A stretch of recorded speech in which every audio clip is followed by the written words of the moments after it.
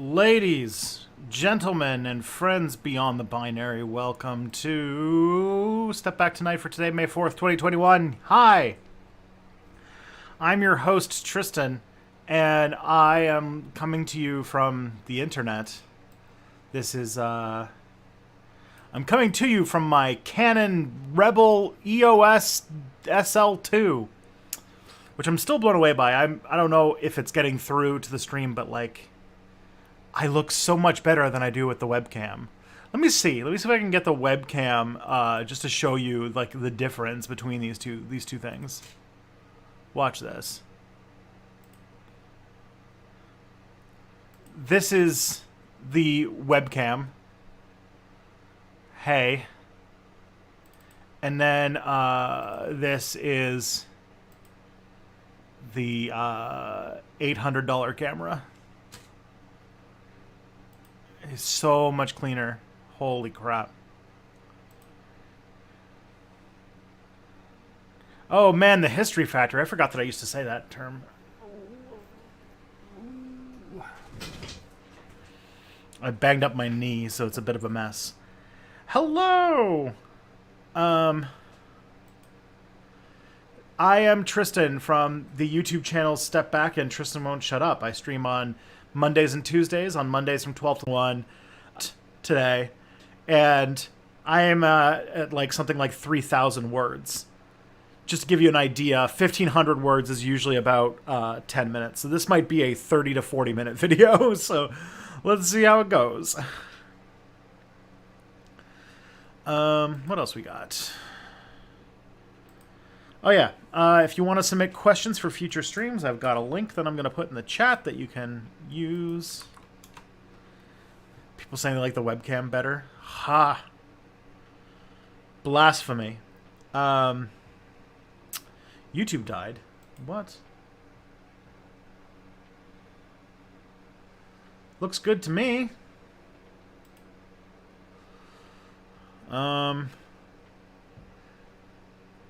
So yeah, that's for future streams. You can leave questions. And also, if it's your first time here, please say hello, because we've got a great community. And I would love for you guys all to join in. Also, one of the things that's come in development, this is the longest my hair has ever been. And now it's long enough that I have to, dry my hair after the shower. And so Kelly was like, oh, that's I was like, why is my hair still wet? I took a shower an hour ago. And she's just like, did you dry your hair? And I was like, no, why would I do this? What's it called? My hair, it's a whole thing. Oh boy. But yeah, I'm going to a lot of places, and I need to, I'm going to have some of my smarter friends take a look at it, because I have a feeling that maybe my idea is, I'm so afraid. Maybe this is the big thing about Step Back that I'm going to need to learn to make my videos better. I'm so afraid of my own ideas. And this video is me synthesizing a few books and coming up with sort of a thesis statement of my own, which is spooky. Because, I don't do those kinds of things. Well, I don't do those kinds of things in writing, Shave my head? No. See, the thing is, I think I'm going to wait until I can actually go and get a haircut. But at the moment, I'm going to ride this train of growing long hair and see where it goes. Because I've never had hair this long. So I'm kind of riding it out, That's my take.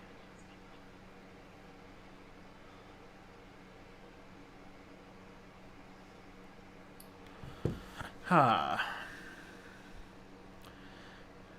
everybody in chat doing? Trains. Thank you. Thank you for trains. Coming in, Tristan's talking about trains. I'm not talking about trains. Never.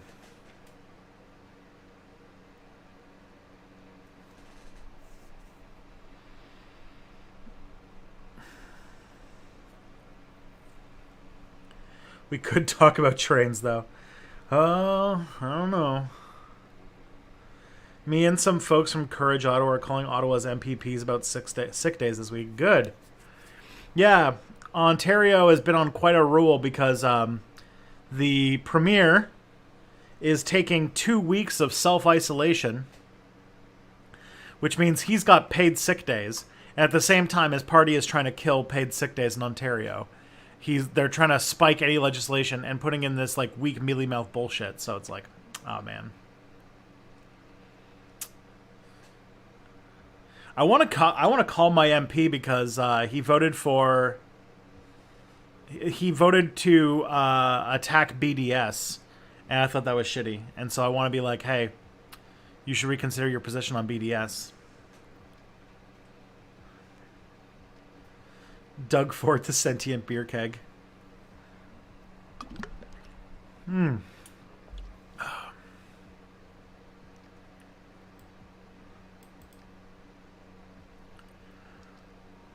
All right. Let's see what the old machine is going to be. What's going on my computer here? I do actually have collected questions from like older streams and stuff like that, so I gotta get in here. This one says, where do you see the left, the U.S. left going in the coming years? That's a question. I guess that's a good one to crack into. The U.S. left. Well, right now it seems that the U.S. left has gone back to its old ways, which is accusing everybody else of being a part of the CIA, and having an endless debate over whether or not electoralism is good. And then, meanwhile, all progressive movements are then being taken up by liberals who suck. So there you go. There you go. That seems to be the way we are right now. Would be nice if we could change that in some fashion. Maybe, I don't know, just thinking of thinking out loud about ways that we could, the left could do things. First of all, I think the left really needs to get out of, we had our Bernie Sanders moment where we thought we might be able to make a serious political change via an election. Didn't happen for all the reasons why everybody says electoralism is a waste of time. So, I would argue that we should probably change ourselves to go back to focusing on the important things, like activism and those kinds of things. So big trends in the U.S. left is one. Actually, okay, sorry, my cat's trying to get out of my office, so I'm just gonna be 1 second while I go and let her out.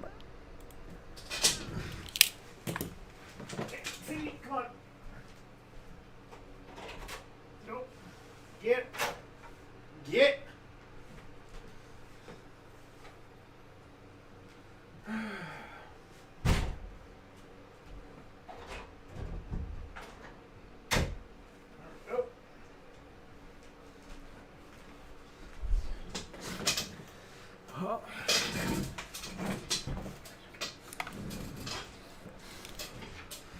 Alrighty.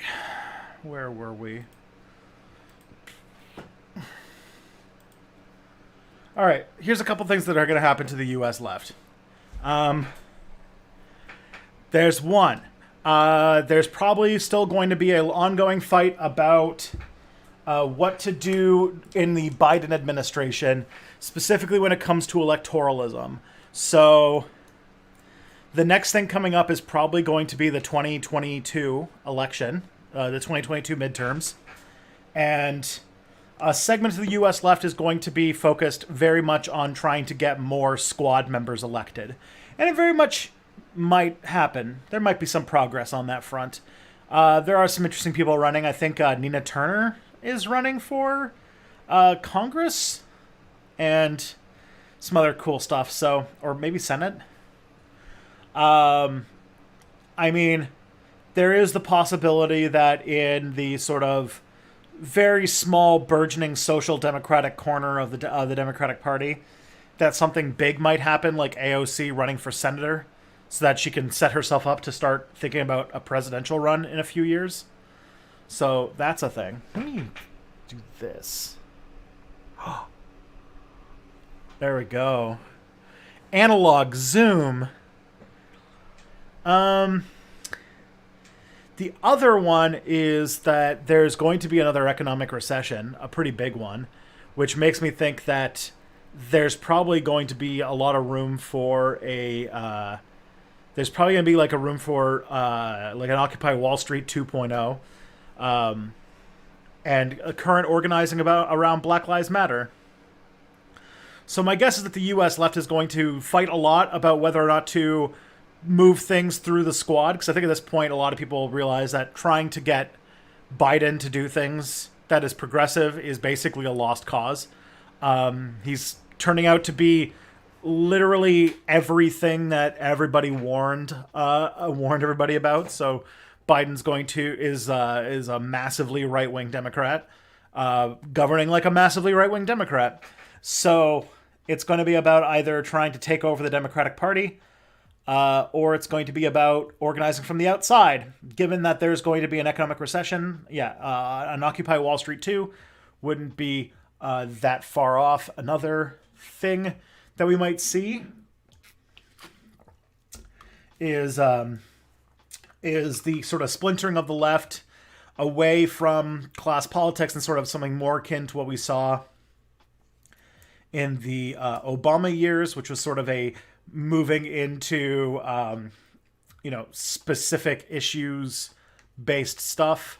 So like getting back into like social justice and civil rights type movements that are more victories that the left can win under a sort of like liberal administration. And then there's the other aspect, which is we're just gonna have to fight against bullshit like fascist infiltration and like red-brown alliances and those kinds of things. Is AOC still viable? The online left seem to be turning on her. I think so. Twitter isn't the world. There are a lot of people who still like her, and I think that if is that everybody says they hate people like AOC until you realize what your actual options are, and then you deal with it. She's definitely had some not so great stuff happen in the last few months, but especially with defending Biden. I feel like maybe the party might be getting its tentacles into her, and that's been not fun to see. But given the circumstances, she's still probably going to be one of the There's not that many options in electoralist politics for getting a socialist to become president. AOC is probably the best shot that we have right now, until I don't know, something like Nina Turner becomes a bigger deal or something like that, if she has the same kind of energy. What's Biden on that's super bad? Let's see. The child concentration camps, the rebuilding of the wall, the what's it called? The publicly stating that he's not going to do anything about cannabis legalization, the defending of the saying on the campaign trail that he was going to let go of COVID vaccine patents, and then going back on that and doubling down on protecting vaccine patents, which are now killing thousands of people a day. Lots to chew on there. And that in all of this, his focus is on trying to ban menthol cigarettes instead of trying to deal with any of the myriad things that he could have done. Biden's a phony. He draws us to us with his lips, so his heart is far from us. I mean, do you say that he draws you close? Because, I don't think Biden in any way. Biden promised he was going to be a law and order right-wing Democratic president, and he was exactly what he was. The only thing is that there were a bunch of, social democrats who broke rank with the left and basically were like, no, Biden's going to, we can push Biden left. We'll be fine. If we just don't criticize him, he'll do the right thing. Just you watch. And then we watched as he did not do the right thing. So, yeah.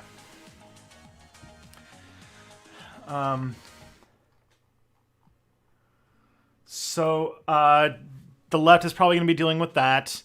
There's going to be the frustration over electoralism, which honestly is a waste of time at this point. The Democratic Party has shown that it has absolutely zero interest in left-wing politics, that it thinks that it can get elected without the left at all. So whatever. I don't want to deal with the Democratic Party anymore. And then the other aspect is dealing with fascist infiltration. You already see with like Jimmy Dore and Glenn Greenwald and like people like Angela Nagel, and I am trying to remember the other one. She just wrote a book about PMCs. It's a Catherine Liu, I think her name is. So Catherine Liu, these are people who are trying to say that the problem with the left is that they need to be more racist and more sexist and more homophobic and transphobic, because the left being too politically correct and too much of an SJW is what caused the left to not win. And so they're going to start pushing for, like, you know, the left with slurs and like all that kind of bullshit. So we're going to have to be dealing with that fuckery. And then it will probably coalesce around whatever major issues come up in the next little bit. Like, my guess is that the next few years are going to be made up of pretty big disruptions, especially when it comes to police violence, because that's not going to be changing soon. Or even if they do try to push some sort of law, it's not going to do much. So my guess is 4 years of organizing around Black Lives Matter, gun control legislation, and wild card, big recession leads to another Occupy Wall Street, hopefully one that's taken more seriously and changes things around. So imagine, I guess, like the Obama administration with the volume turned up in a lot of ways.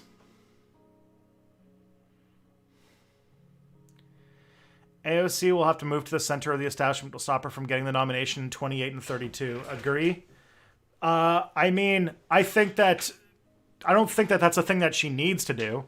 But the Democratic Party, like, what's it called? Yeah, you're like, I have this feeling, maybe it's just me, that AOC is just popular enough with like millennial liberals who would have supported, who like the thing is, like, really, if you think about it, the only thing that really cost Bernie Sanders was Elizabeth Warren running interference for the right. You know, she stayed in the race so that she could split the vote and the Democratic Party would not coalesce. Like, Super Tuesday would have looked very different if those Elizabeth Warren votes had not gone through. If Elizabeth Warren had, done the right thing and dropped out before Super Tuesday. But we're not in that situation.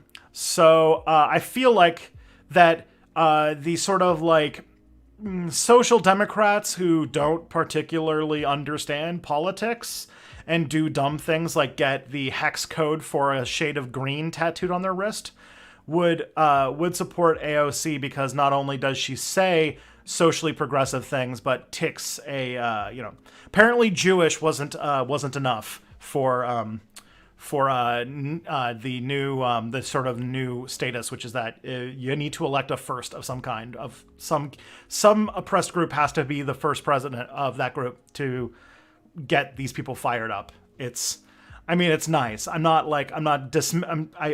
dismissive, but it's not. It is a good. It's a nice thing. It's just that when it came to the 2020 election and the 2016 election, there were like some really there was like major transformative stuff, and it's a very shallow idea about how to progress civil rights and stuff like that. That really pissed me off.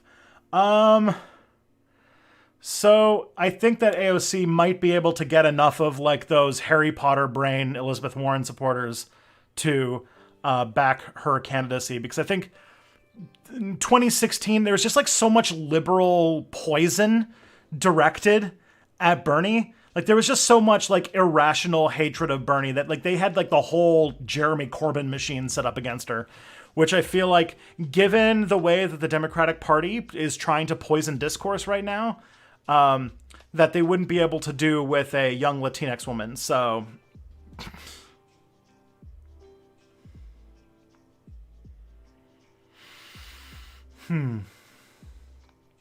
So yeah, I think AOC would get the Ravenclaw vote, which would turn things around, because there were some people in the Elizabeth Warren supporters are basically the fucking, what was his name, Brutus. They were the fucking Brutus of the Bernie Sanders campaign, the fucking backstabbers. That cost us the whole thing. And now a right-wing conservative Democrat is president, so. And the first time that Elizabeth Warren makes some major statement against Biden, because she obviously got promised some position and then didn't get it. Oh, man. She got screwed.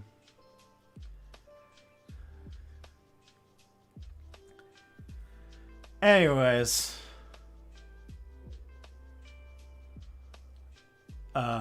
The Trot to Neocon pipelines you mentioned 20 streams ago seems to be very controversial. Could you elaborate on your understatement of it?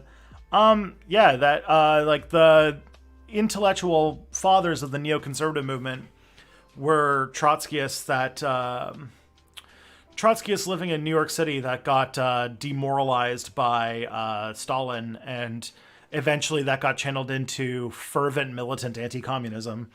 And resulted in the idea of the neoconservative stuff that you need to have a violent, militant, U.S. foreign policy, essentially. Yeah. So I have some. If AOC decides to run in 2024 or 2028 or 2032 or whatever, there's some optimism in that. I think she's as far as things go, as far as things look now, she's the best shot the left has at actually fielding a presidential candidate.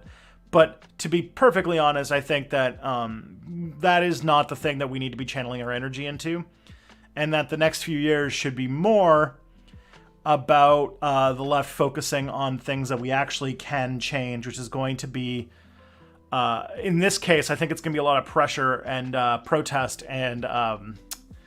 I would argue that we're doing too much. In many ways, protest and electoralism is a lot of the left spending a lot of their energy trying to pretty please ask the state to, just this once, would you be so kind as to stop trying to kill us? And I see more of our future being something akin to... this is what I think we should do. It's not what we probably will do. The U.S. left probably needs to start building itself a dual power structure that doesn't involve a political party. This involves things like building building infrastructure, building mutual aid organizations, and those kinds of things, and start sort of networking different direct action projects across the country to start building a base of power outside of the state, because there functionally is no democracy in America anymore. So that's the thing that should happen. But I think a lot of the energy, because of how America functions, because of the narrative people say, is it's going to get channeled into doing protests and asking really, really loudly to pretty please not have the state keep killing us. And who knows? I don't think it's gonna have moderate success, if any, and it's gonna cause a lot of people to get pissed off. So, yeah. Electoralism is not gonna work. In many ways, well, at least it's gonna only have limited returns, or I guess what I would probably say is that electoralism is a tool in a tool bag, but at this point, the U.S. left is very far away from having a viable leftist political party or path to actual official and kind, the kind of proper way of doing politics, political change. And that the left's success right now is going to be through direct action, mutual aid, and maybe who knows where how, depending upon how bad things get, it might be dual power time, because, if people start going homeless by the millions and people start being like hugely unemployed and stuff, the only real way that we're going to get through that is going to be by setting up mutual aid organizations.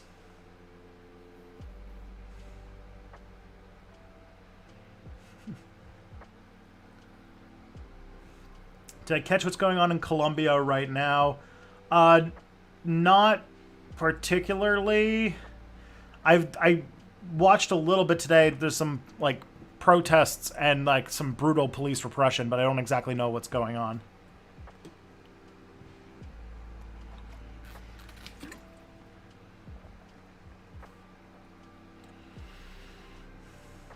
What do you think would have happened if Jeremy Corbyn won in 2017?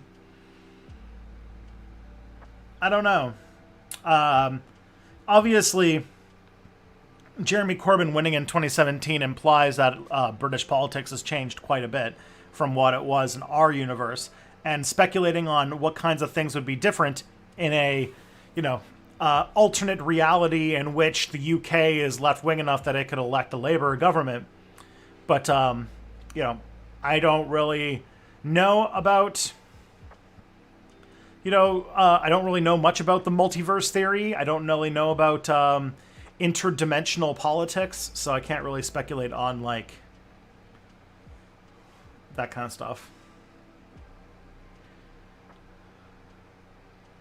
Thank you, Praulund Frucht.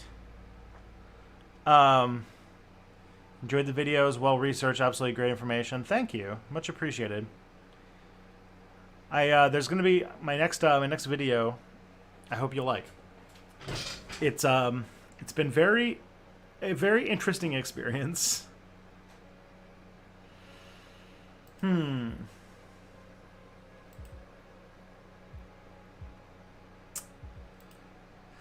My next video, I have so much theory and stuff in it that I'm trying to make accessible, and also at the same time, I need to like make sure that it's like on the ball. So I'm going to try to see maybe if I can send the script to like Mexi or something and be like, Mexi, is what I'm writing making any sense, or am I a crazy person? Like, I'm gonna need that kind of thing. I need someone who really knows their marks, you know?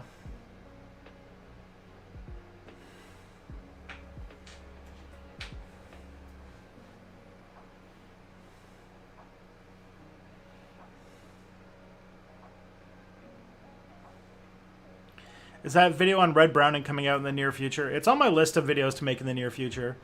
I have it, see, I pitch my videos at my patrons. And they vote on it.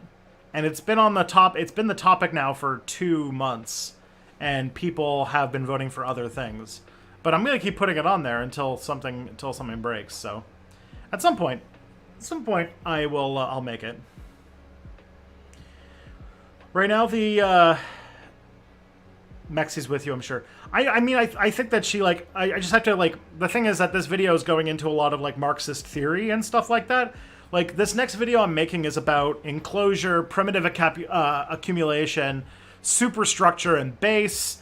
And then I get into, like, some stuff from debt the first 5,000 years. And so it's just, like, I'm taking a lot of different academic things and tossing them together, and so I need to make it work. The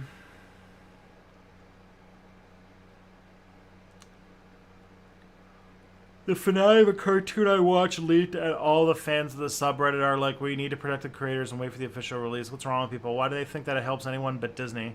I don't know. Because we live in a society, a capitalist society, where we have an entire culture that's been built up around reinforcing a capitalist economy. That's what superstructure is. You'll hear more about it in a video that I am writing. But yeah, I am working on right now that video, and then for the end of May, I'm working on a video for the White Power series, which is going to be on the militarization of the police. Mostly because I need to kind of cover the ground about why the police kept letting white supremacists, like kept refusing to do anything about white supremacists in the 80s, And then in the 90s, after the Cold War, they start having these huge famous standoffs against white supremacists, like at Ruby Ridge and Waco and stuff. So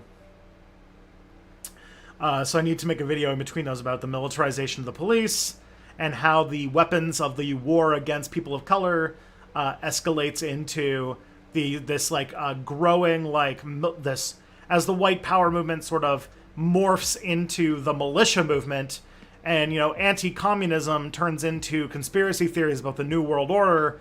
And while the movement starts to grow in a huge amount, especially because of stuff like Waco and Ruby Ridge, but also because the white supremacists change strategy and they start to stop.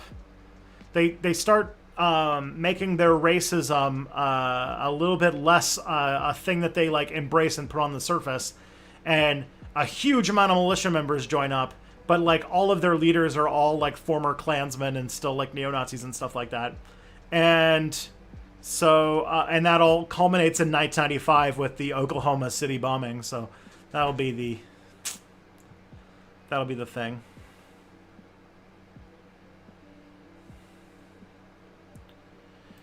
Tristan Won't Shut Up doesn't upload as much as it used to. That's true. I've been trying to get more Step Back videos out is the thing.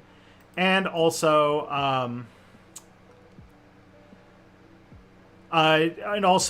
kind of changing Step Back so that a lot of topics that I would do on Tristan Won't Shut Up kind of fit on Step Back now. And so I thought I might as well just do that. I still am working on Step Back or on Tristan Won't Shut Up videos. I have one that I'm very slowly working on, but yeah, it's going to be just a once in a while when I make when I want to do a video idea that wouldn't fit on Step Back, that I will work on it, because Tristan Won't Shut Up is my second YouTube channel that doesn't have a whole lot of subscribers, and it's just a thing I do for things that I don't think are going to fit on Step Back for one reason or another. I was going to make a cryptocurrencies video for Tristan Won't Shut Up, and then I realized that I could make it for Step Back, and it would be a lot better.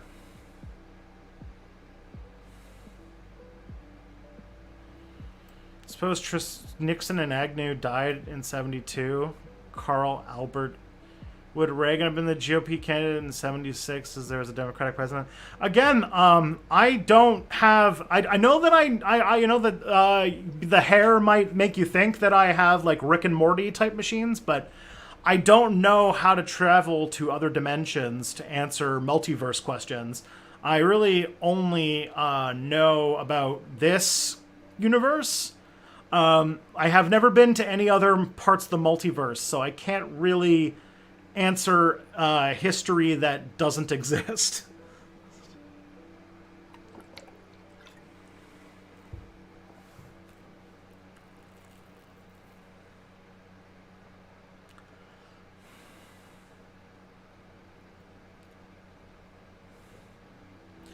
Would you say that ethnically mixed cities are perhaps the biggest disapproval of the nation-state supposed superiority? I mean, the fact that people have.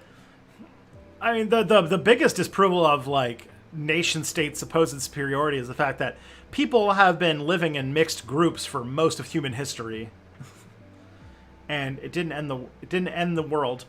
Is that next Tristan Won't Shut Up the next 7 to 9 video? Yes, that is the one. 7 to 9 video is the one that I want to work on. You're not going to be the leftist. What if I'll test that? No. I don't know where they get their time machines. Do you think Warren would have done better if she had all the same policies but was a man? Some leftists are mad at her for suggesting that in her new book. I mean, it probably wouldn't have hurt. It's just more that she had a long... The main problem is that she ran at the same time as Bernie Sanders and decided to stick with that. Even when, it was very... I didn't mind her running for president. It was when she refused to drop out, when things had gone long past viable. And... also was very insistent that let's start throwing shit at Sanders and stuff like that, and I was just oh boy, this is way more opportunistic than I thought she was. Which is better in the Simpsons episode, A Star is Burns or the Springfield Files? Which one's A Star is Burns? I'm sure I've seen it. I just don't remember which one that is.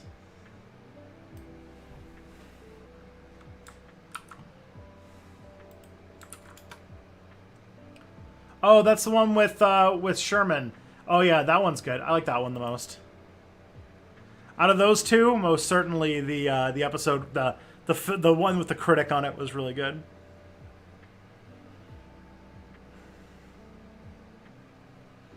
Football in the groin, man.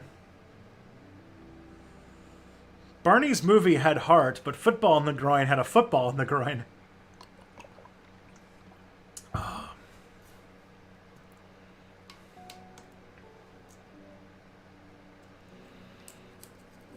PBS Space Time made a video about where they point out that if something is possible, it breaks all our... It's often an indicator that we made a mistake. Thoughts? Yeah, that makes sense.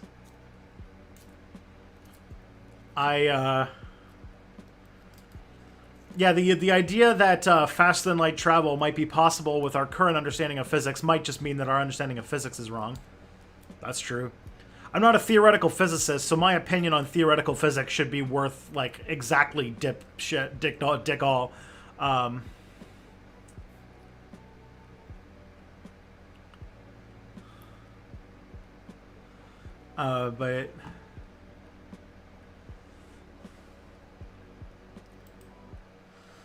Oh, alright.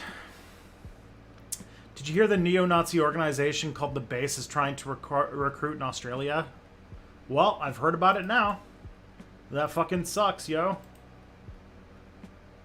I don't like Nazis, and I would not like them to recruit in new places. I do love to hear that the far right, who are like militantly Islamophobic, have an organization that's openly based off of Al-Qaeda, that says a lot. In America, as America is known as the world police, Canada is known as the miner of the world. How does the nation's colonial history shape this foreign policy? And why is it not known well domestically? Questions are based on the book by Tyler A. Shipley, Canada and the World, Settler Colonialism and the Settler... Oh, yeah. Well, the thing is, Canada really does own... Like, the thing is, Canada is a colony.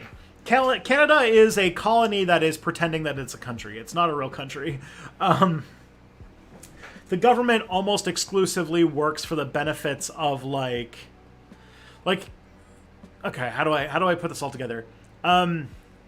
So Canadians only live primarily in a small part of what is called Canada, and most of the rest of that land is federal territory, and most of that federal territory is leased out to giant resource extraction corporations in order to make profit.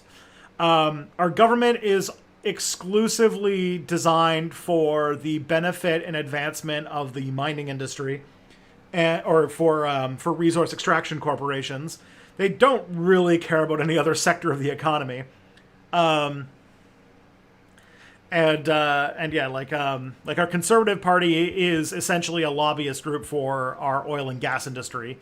The Liberal Party is like the other thing too is that we've had one political party that has controlled Canada through pretty much all of its history, and it is basically a caretaker government that only really gives a shit about giant resource extraction corporations. And then, yeah, we are the place where most of the world's large mining corporations are headquartered, and they have their tentacles all over the world, including, like, hiring mercenaries in the Democratic Republic of Congo and shit. So, and it's just the fact that, like, Canada is not a real country. There's no identity. There's no national thing. We were created out of a strategic desire to make a country that would stand as a counter to American expansion into the West. There's no national narrative. There's no concept of what we are or any identity. Like, even studying Canadian literature, there's like this whole thing about Canada having this identity crisis where we don't really have... There's no such thing as, like, Canadian identity, really. We tried to make one in the 60s. It didn't go well.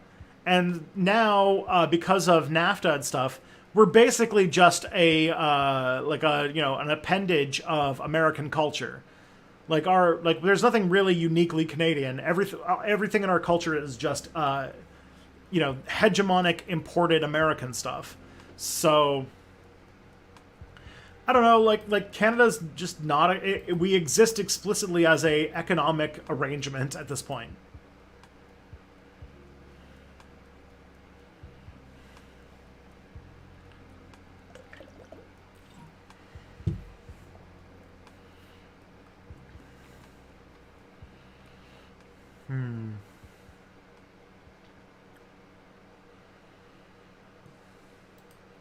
What do we got next?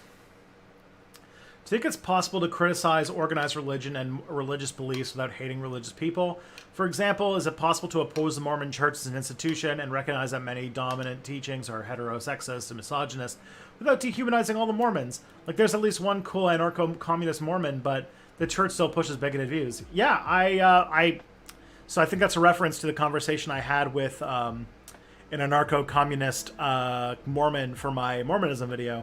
And I don't know if you remember that Mormonism video, but I wasn't acritical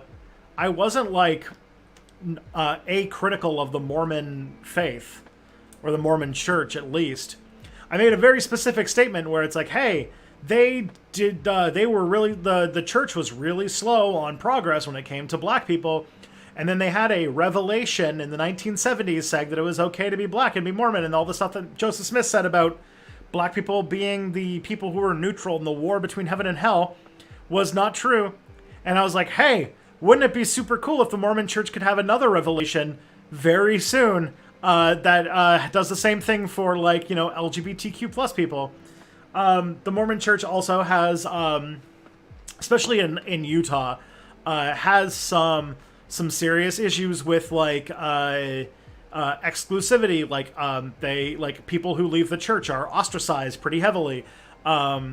There's a lot of if you leave, your family won't talk to you and stuff, and I think that shit's fucked up. But does that mean that I'm ready to 255 it up and be like, if you're a Mormon, you're not allowed to breed? Your children will be taken away and they will be reprocessed. Their names will be changed to completely neutral atheist names, where they will then be sent to another family so that we can eradicate this devil faith from the earth once and for all. Ethnic cleansing and whatnot. But no, I do think that the answer is to amplify voices within the Mormon Church that are positive forces for reform and change, and they do exist, and we should talk to them, because that's how trying to destroy a religion is a form of ethnic cleansing, and that people will rather die than be forcibly converted. I really don't want to have some of the same tactics as the Spanish Inquisition and stuff, so it's not really a thing that I want to do. And so, yeah. Execute Order 255. It's where you take away all the children who belong to religious parents and forcibly move them to another family.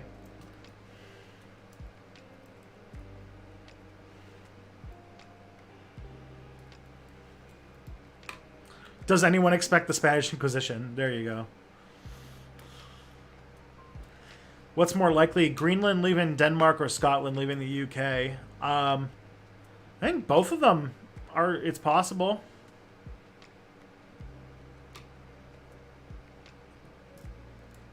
I think it's a possible thing.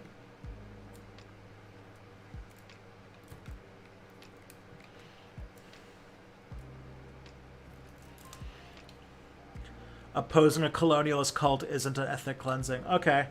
Well, what's the difference between a religion and a cult, really, if you think about it? Cult, it's not like it's like Scientology. It's not like the Mormons aren't forcing everybody to live on compounds where they give all of their worldly possessions to a single leader. That, you could have made that argument maybe in the 1800s, but I feel like it's matured enough now that it even if it's not a religion that you like, it is a religion. And just saying you're not allowed to believe these things. Like like Christianity as a cult is a level 1 atheism take. Yeah, it's more complicated than that. Plus, I always got to reach out to the fact that while Mormons have like the Mormon Church has had some pretty shitty takes on stuff over the years, I will say that when it came to Islamophobia post 9/11, the Mormon Church were one of the biggest, stoutest defenders against Islamophobia, and you know, you got to deal with that. Religion or not cults? I mean, what is a religion but a cult where the leader, the original leader dies, and they have to do some changes? You know, it's just mature. It's mature. You know, I took a class on the psychology of cults, and cults do have specific things that are going on within them that make them distinct from religions. And calling a religion a cult just in like a simple way is sort of I mean, I know that nobody particularly cares about being rude, but it's basically just a way to say that thing bad without actually knowing the nuances of the definition of those two different things.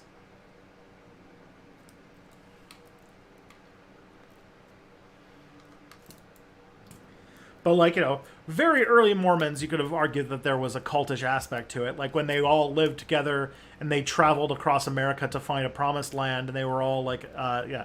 Like, that could have, that you could have argued, but that was a long time ago. They're not like that no more.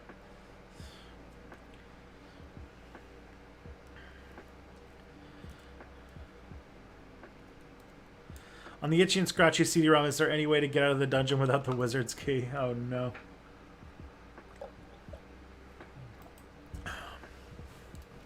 I know it's a Simpsons reference, but I'm trying to remember what the follow-up to it is.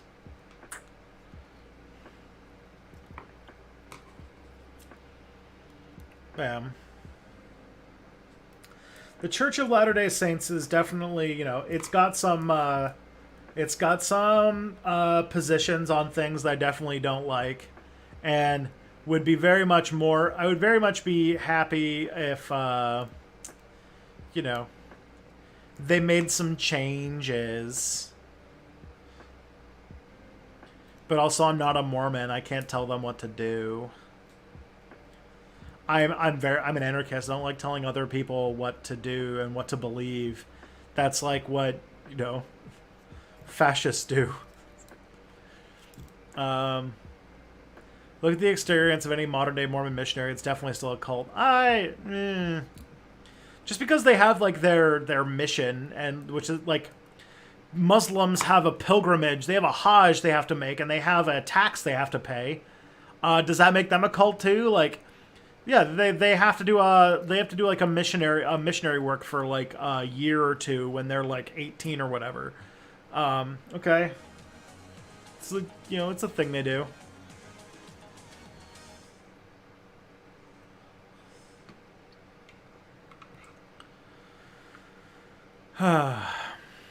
Anyways, this always happens. Everybody wants me to like approve of their desire to have a Mormon genocide, and I am just not gonna have it. I'm not letting you have it. No, everybody really wants, like, you know, to just like wants me to be like, yeah, we should just do a mass murder of all the people who believe something that I don't agree with. But I can't bring myself to it. Sorry.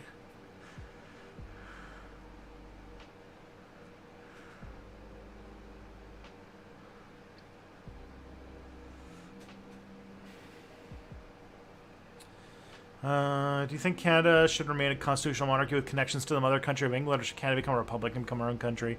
I think Canada should be dismantled and turned into a non-existent thing. But if those are the only two choices, then I would say taking the republic route would probably be the best one. What about people who like pizza topping Tristan doesn't like? What pizza topping do I not like? I don't like onions. And there are people who put onions on pizza for some reason. Ugh.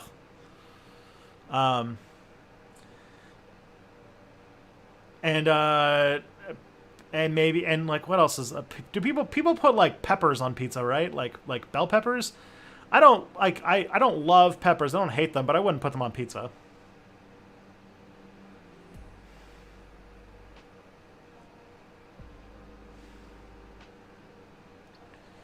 It's telling your kids it's wrong to be gay abuse. I mean, yeah, it's emotional abuse, yeah. But you know what also is like pretty terrible, and is tearing kids away from their families is another traumatic type thing, and there's a lot of situations in this world where you don't like the situation that things happen in, and yeah, the state can intervene occasionally to do things, but the state only intervenes in extreme situations because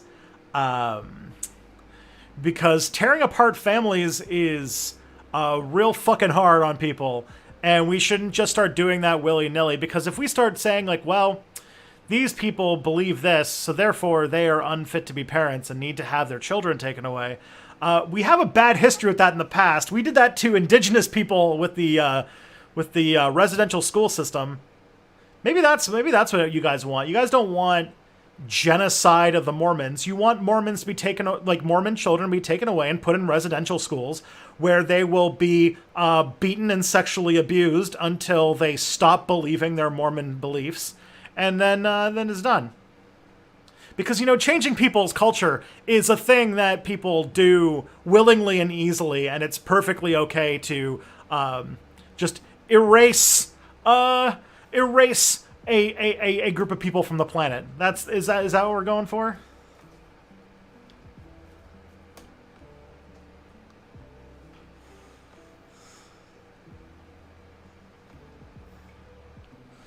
The 11-year-old says, I'm trans, and the parents say, our religion says that's not a thing, what should be done? Well, that it depends a fuck lot on the context and the situation that things are in. I'll tell you what, I don't have an answer because I'm not a social worker, and social workers know a lot more about how to handle those situations than Tristan does.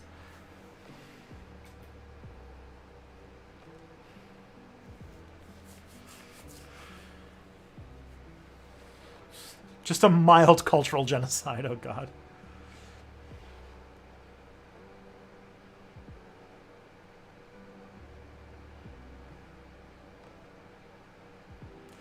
Tristan is so heated he's talking to the third. I'm just reading chats. Like, this is just a conversation we've had a lot in the past. The Church of Latter-day Saints is like got a lot of bad shit that it does. This is true. I have never ever not said this. I just know that also, everything that's been proposed from like, therefore we should just like shit on Mormons constantly. That'll make them change. That won't make them double down. It'll just make them, that'll make them, that'll work. Or like to the extreme proposal, Order 255, which is where you just basically do the residential school system. So, like you do like the cultural genocide of Native Americans, but for religious people. It's like, it's like a thing. We shouldn't force anyone to fear they might get a... Yeah, the thing is, like, if you don't understand the foster care system, just like saying like this is a shitty abusive parent, we need to take them away right now, sounds like a really good idea. The problem is that the foster care system is fraught with a lot of problems as well, and there's a lot of times when like people are taken away from birth parents who are shitty in one way or another, and put into an even more shitty and dangerous situation when they're put in foster care. And or you can go the route of having like state like more often. And maybe this is an intervention that could happen in such a situation, is if there is a next of kin that they can stay with, that is a better type of situation. Like, when you take kids away from their parents, you usually want to put them with next of kin or somebody who is in their community. So like, there's like levels, right? Like if parents are being abusive, like say being abusive towards an LGBTQ child, that is a thing that happens a lot in cases when children are brought into foster care. Typically, the first intervention is to try and intervene with the parents and make some sort of change that basically is like, hey, if you don't lighten the fuck up right now and change like how you're treating your kid, we're gonna take them away. And then if they continue to be shitty, then it's about getting that kid into a different context while their parents have to learn how to be parents again. And usually the first way to do this is typically to move them from their home to the home of a next of kin. This is usually an aunt or an uncle or grandparent or something like that. So that way they still have their connection with their family, because the entire idea of foster care systems is not to rip children away from their parents. It is to intervene for their safety while the parents go through the process that they need to go through in order to be able to raise their children in a safe environment again. And sometimes that doesn't work out. And so sometimes that next of kin has to adopt them. That's a thing that happens. If there is no next of kin, then there's other situations, like typically trying to keep them in the same neighborhood or keeping them close to others or in the same culture, especially especially when it comes to people who are of racial minorities, or especially for indigenous people, trying to keep them within in a home where their own culture or their own like their language or culture or something like that is preserved. And then if that is not possible, then they're put out. But the thing is, like, that whole process is very traumatic, and it's full of a lot of pain and a lot of stress. And children are very they're very sensitive, and these kinds of things can have massive impacts on their lives. So it's like there's a lot to pick apart when you're dealing with these kinds of like very bad, dangerous intervention type situations. And you really have to consider that like you can't really be frivolous with like the idea of taking children away from their parents. Especially because the state has a very long history of being very bad at doing that. Have you thought about covering politics in the realm of entertainment, like books, movies, games, and music? Yeah, I'm doing a video on 7 of 9. So I'm talking about like I'm doing a video on Star Trek Voyager's a character on Star Trek Voyager, and the sort of deprogramming process of leaving far right ideology. So that's like a thing.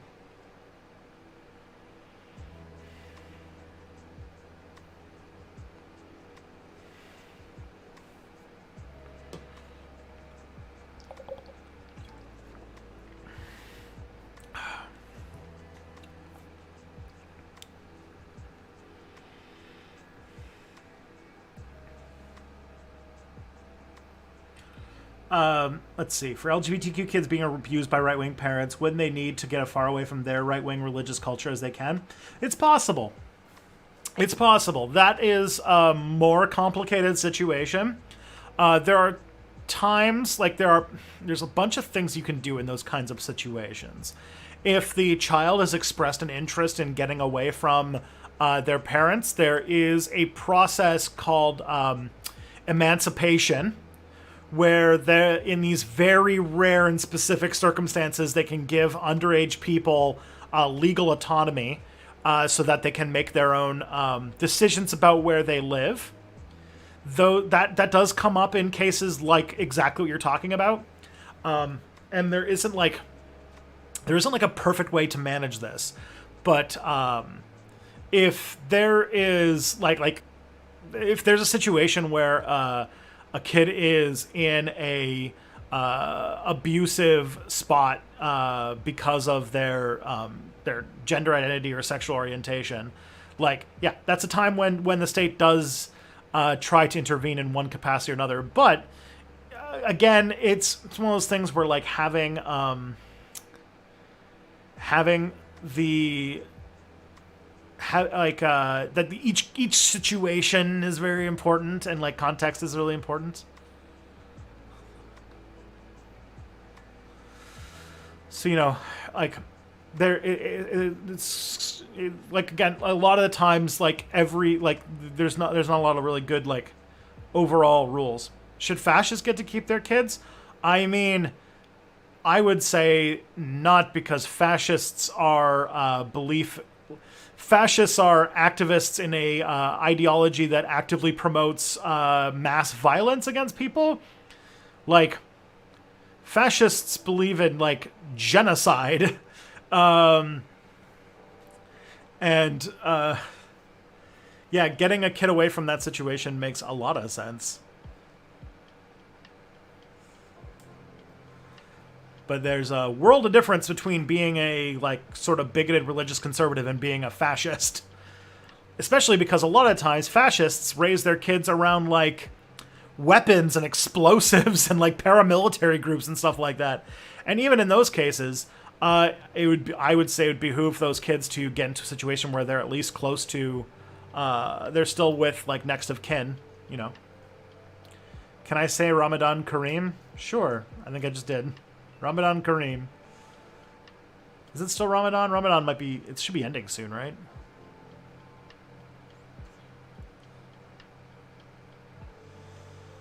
Do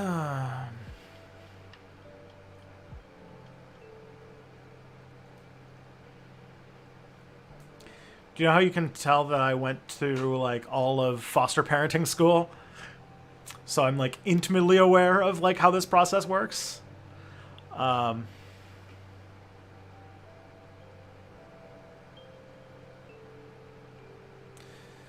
Yeah, the other thing that's a problem too is that very often when you do child removal in those kinds of situations and you put them with foster parents, they try to avoid this whenever possible, but it happens where like siblings get separated, and that can be very traumatic. And even then, like all foster care situations are trying their best to try and get the kids reunited with their parents once their parents are well enough to take care of them again. It happens. It's what's it called? It's a very it's the main project. It's only when that falls through that they really go with other options.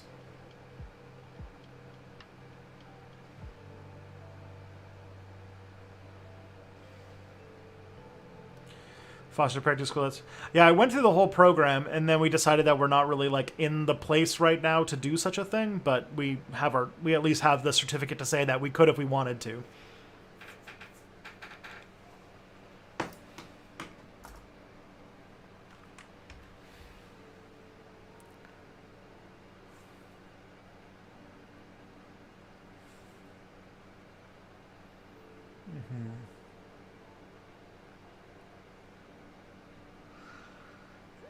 I mean, yeah, Fretz makes music. There is something to be said about giving kids more legal autonomy would be nice.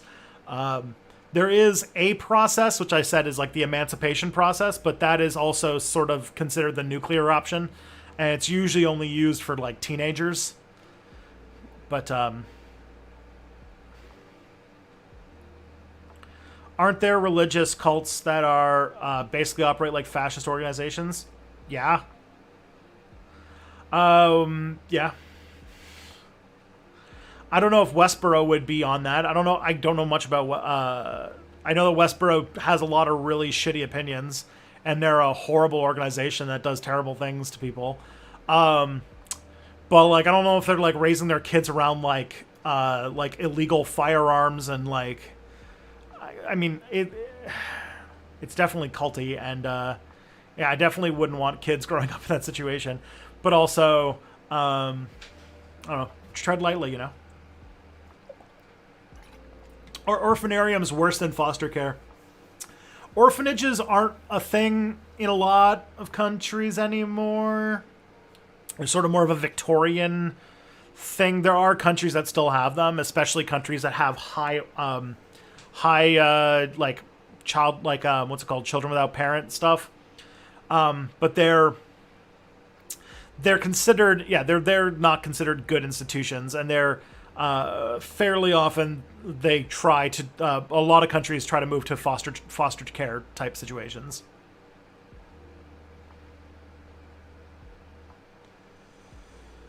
Would kids get to vote in an anarchist commune? I mean, sure. If they're if they really feel like they have a thing they want to say about things, I don't see why not. They have a role to play in our commune as much as anybody else, so they should have a say. At least when they're old enough to actually give a shit about something.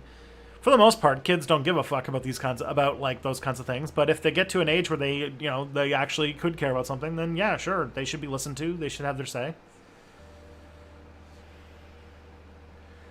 Can I recommend a good book on medieval history, or maybe a people's history? I don't read a lot of medieval history, so I don't really have a good answer for you.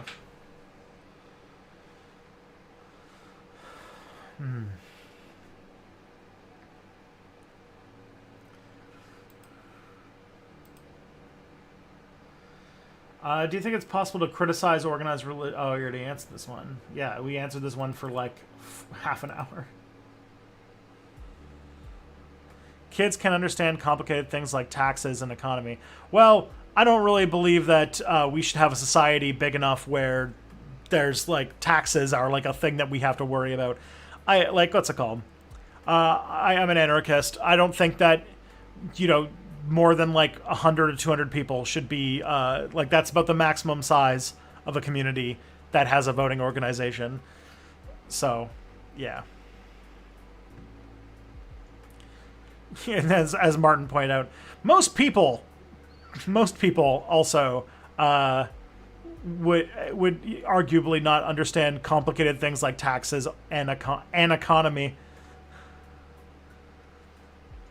So I got the Means TV. I saw that you were on it, but none of your recent videos are on there. What's the reason for that? No reason specifically. It's just sort of like a paper. I sent an email a few weeks ago asking about do you want more of my content? Do you want to do a content on an ongoing basis? And they said yes, and that they would get me hooked up, and then I just haven't heard back from them. So it's just a slow process. The only stuff they have right there is when they first signed me up, but I think Means TV has been pretty busy. And I'm not exactly a big driver of content, so at some point they'll get to me, and I'll get my content up there. I just need to get hooked up with a portal so I can upload my videos and stuff.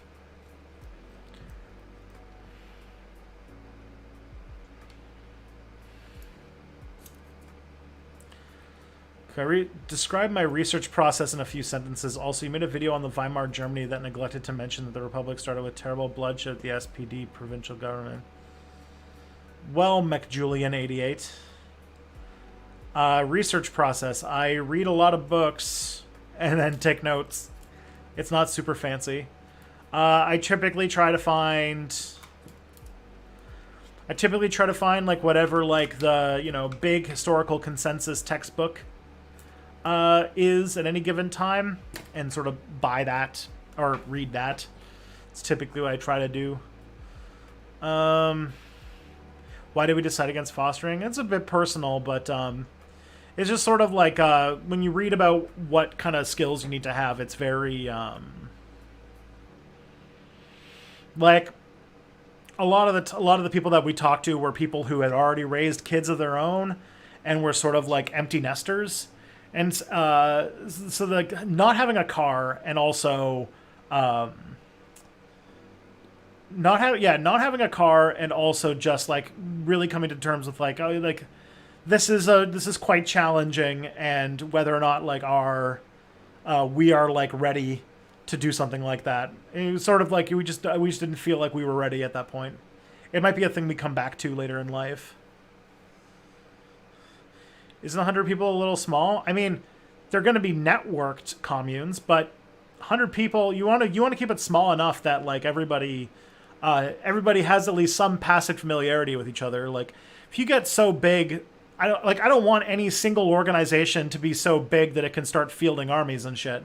You want to keep everybody small, so if I don't know, fascism ever rears its head again, that there's enough people around who are not fascists, who are ready to put that shit down whenever it rears its head. So anarchism is very much about limiting power and authority to as small a parcel as you can get away with, Not to say that it wouldn't be a tightly integrated, like, just because you have, like, your political body is like 100 people doesn't mean you wouldn't have, like, a lot of agreements and deals and cooperation with other people around you. Do you think you'll ever have bio kids? Okay, we're getting... This is a very personal question. I'm gonna not answer.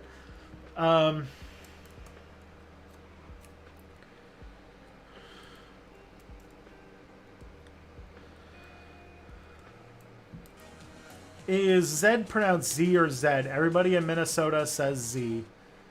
I say Zed. My wife says Z. So...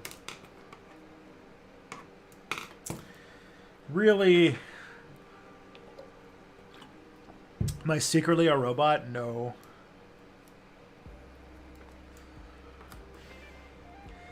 The ZZ thing is, I don't know. It just is what it is. There's room in this world for people who say Z and Z. That's my answer. Do you know more about copyright? You know more about copyright law than such as me. Is Bill C-10 something worth opposing? I think regulating YouTube or TikTok the same way CBC or CTV is problematic and would lead to copyright nonsense. But all the info I can find is conservatives whinging that Trudeau is coming for their frozen peaches. Yeah, I don't know. I am not a...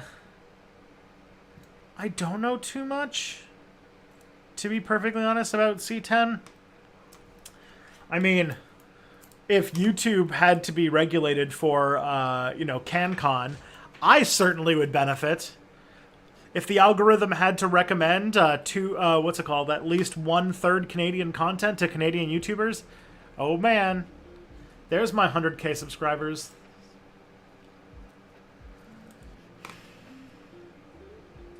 But I do, yeah, I don't. But other than that, I don't really know. Like, I think it's definitely like got a lot of stuff to do with like countering the political or the sort of media hegemony of the United States, which makes sense to me.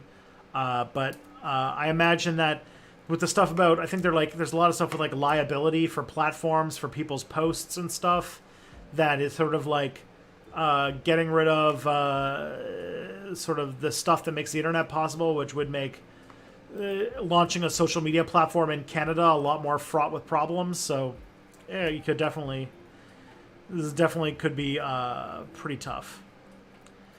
Do you ever get tired of people trying to attack anarchists or anarcho-communist ideas by asking hyper-specific questions about minute details? Yeah, especially because anarchist philosophy is very much that, like, it's not really based on having, like, a hyper-detailed theory about how everything will function. It's just... what's it called? It's that that anarchism is very much focused on pragmatic answers to things, and also has a lot of what's it called? It has a large horizon for focusing on what works for regional contexts, and working things differently in different places. Which, like, if you think like a statist, then you're gonna go more like. If you think more like a statist, you're going to end up in a situation where you think that there has to be like a single policy to handle all things, which is not really the way that anarchists do things. Now that ThoughtSlime is switching to focus on more comedic videos, do you fear a return of Gleepglorp? Oh boy. If he does, I'd be amused. I'm pretty sure that all of the Gleepglorp costume stuff I brought back to my apartment, and I think we threw it out. There's 2 styrofoam balls on pipe cleaners attached to a hairband that was spray painted with like silver glittery paint. And I remembered when Matt was filming that, he got so much glitter all over himself. He was so mad about how much glitter he was getting on himself. But I don't think any of the props are around anymore, so he'd have to make a new Gleepglorp costume.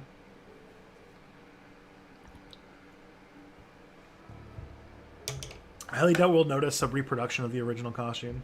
Yeah, it's true. It was made with dollar store stuff, so.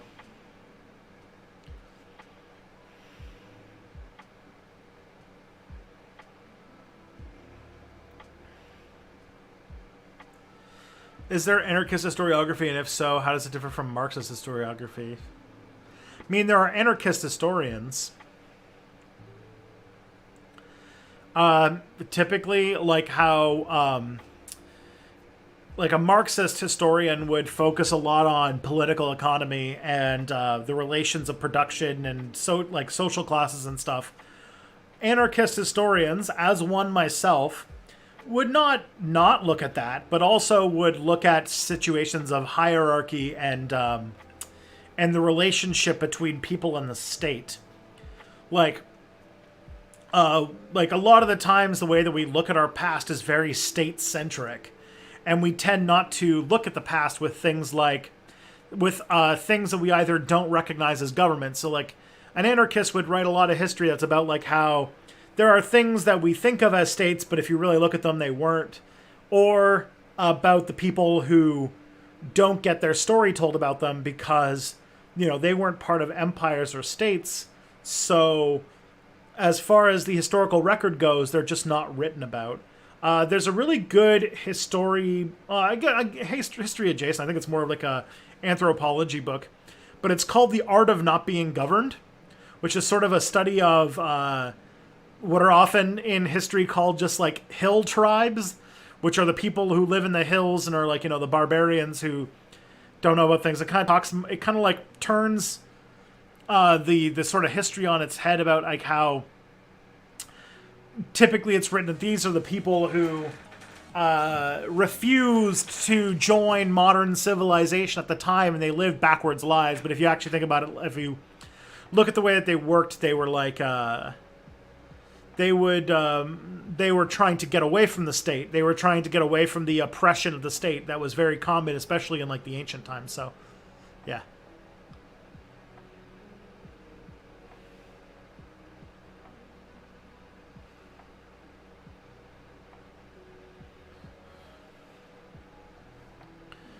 Have you read Jonas Cheka's book on video on why Marx not statist? No, I haven't.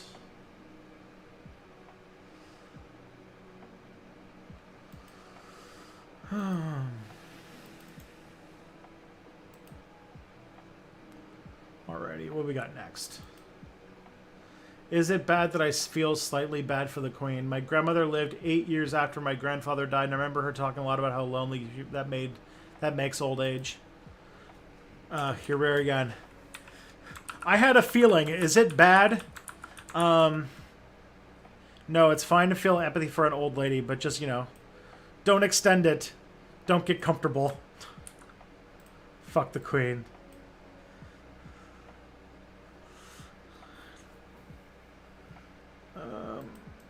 Alrighty. What we got next? Would the Haudenosaunee Confederacy be considered that, or is it too statist? It depends on the historian. Some historians have treated the Confederacy like it was a state. Some like it was sort of like an interstate alliance. It was really neither. It was sort of its own thing. It didn't really have, like, state institutions have to have, basically, like, it has to be non-voluntary, and it has to have the monopoly on the use of force. And I don't know, like, it didn't really fit like a Westphalian concept of a state, but also it had, like, it was government without a state, I guess is the way to call it.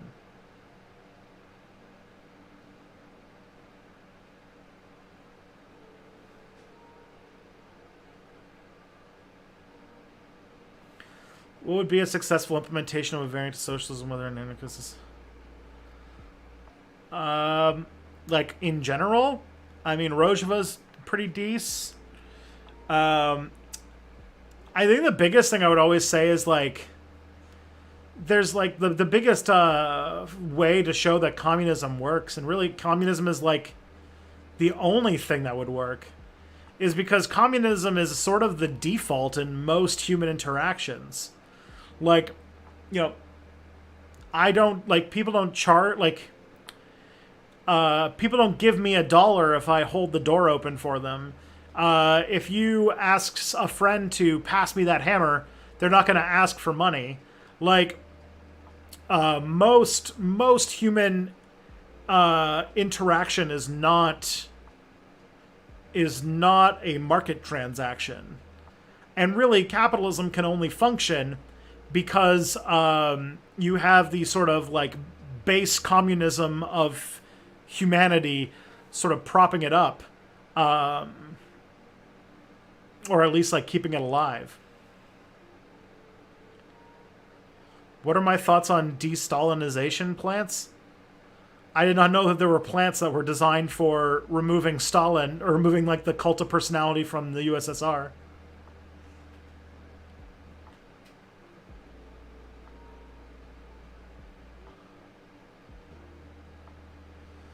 Someone asked you and me if it's okay to blame people for their vote, and you try to construct a sympathetic rationale for voting for Trump. Why are you so unwilling to do that for Brexit voters? Did I try to construct a sympathetic rationale for voting for Trump? It's still a bad take. It's still not a good thing for people to have done. I said that there are people where, like, in many ways, like, what's it called? There are a lot of people where, like, they voted for Trump because the Democratic Party had fucked them over so hard. I didn't say that that was, like, a sympathetic rationale. That's just a thing that would happen. But like supporting, like, what's it called? Like, if there is anything close to a sympathetic rationale for people voting for Brexit, it was because they were lied to. That's it. But like, for the same reason people voted for Trump, like, that only goes so far. And like, everybody knows that the Brexit vote was about being anti-immigrant and anti-Muslim, and like about like trying to restrict immigration. And they knew there were going to be some serious dire consequences for doing it, and they did it anyway because their racism won out over their like desire to have a functioning, stable economy.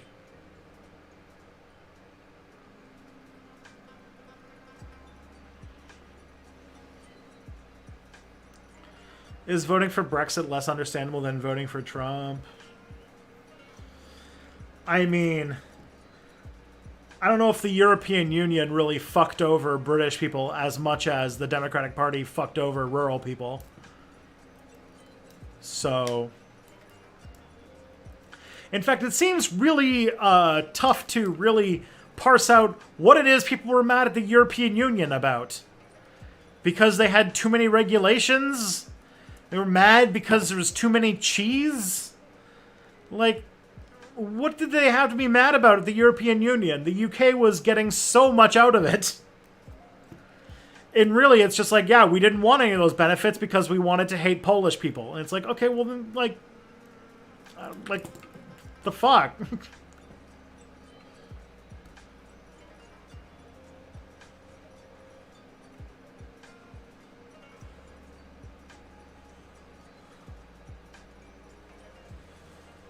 The EU is the enemy of the working people. Okay.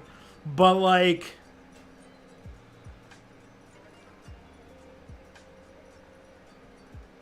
what's your take on the latest extra credit controversy? I don't even know what the extra credits controversy is. Do I have any good stories about evil D&D races played good? Yeah, I have an entire town in my campaign setting that's made up of evil D&D races that are trying to get away from a life of violence and just want to be peaceful, and they live in the middle of nowhere so that no one will attack them. It's called Refuge, and it's made up of like kobolds and orcs and goblins and like kobolds and stuff, or gnolls and stuff. But I don't know, like everyone, like the European Union is definitely like a neoliberal organization and definitely had some shitty monetary policy, but like that fucked over like Italian people and Greeks. I don't really know what it did to the UK.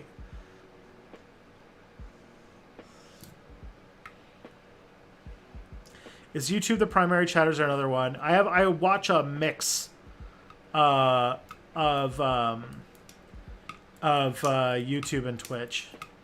Extra Credits did a video on evil races, and the Chuds took it too literally. What did the Chuds do? Why did the video say that, like, we probably shouldn't have races that are evil? Because that is quite yikes if you think about it in the context of the situation that we're in right now. Because that's a good take. I don't see what problem with that is. I've said this before, but isn't blaming working class people for voting for Brexit kind of an anti-international class solidarity? I mean, I don't fucking know.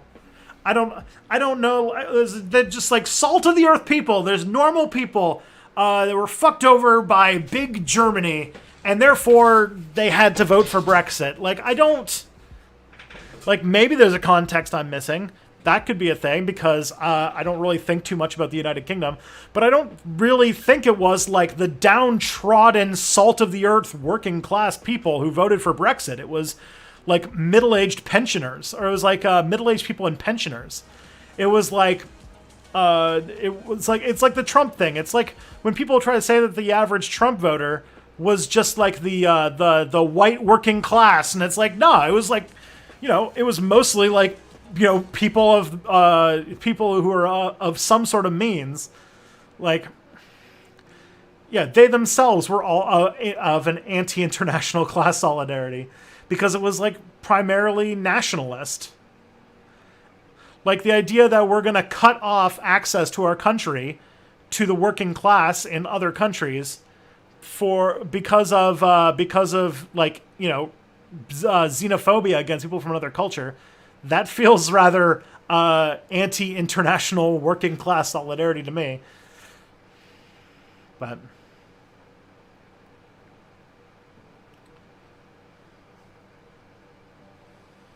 like, if people had voted for Brexit because they didn't like neoliberalism and they wanted to like get rid of the constraints on the you know, the economic programs that they wanted to put in place in order to have a stronger, like, welfare state for the people who lived in the UK, that would be one answer. But overwhelmingly, it seems like their thought was, well, I'm going to vote for Brexit because I don't want the Muslims living here. And it's like, okay, well, what about the working class in Britain that are made up of, like, you know, Polish people and, like immigrants from across Southern Europe, or the, like, massive amounts of, like, you know, refugees and stuff like that? How come they don't get to be part of the working class? It's like this. Like, it happens in the United States, where the assumption is that the working class is like blue collar white people, but like the working class is mostly like service workers who are a multiracial group of people who come from all sorts of things. Like the fact that women, people of color, disabled people, they all make, on average, less than, like, white dudes. So it's like, yeah.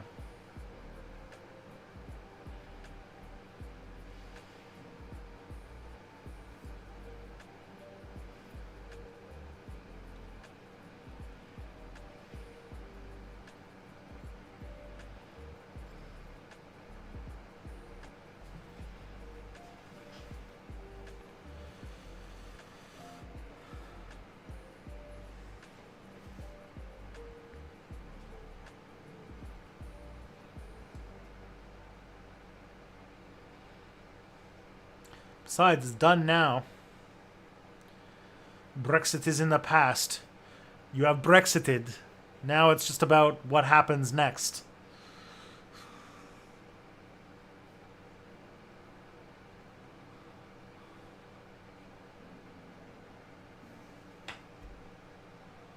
All right.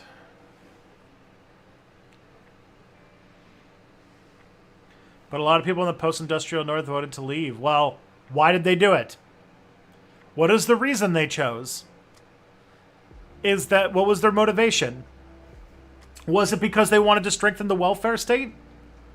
Or was it because Nigel Farage made them think that brown people were scary?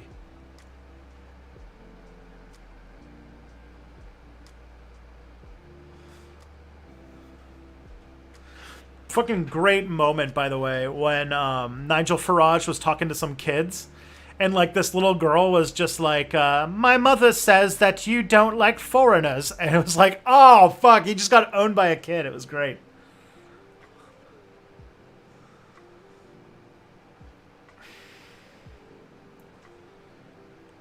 Um,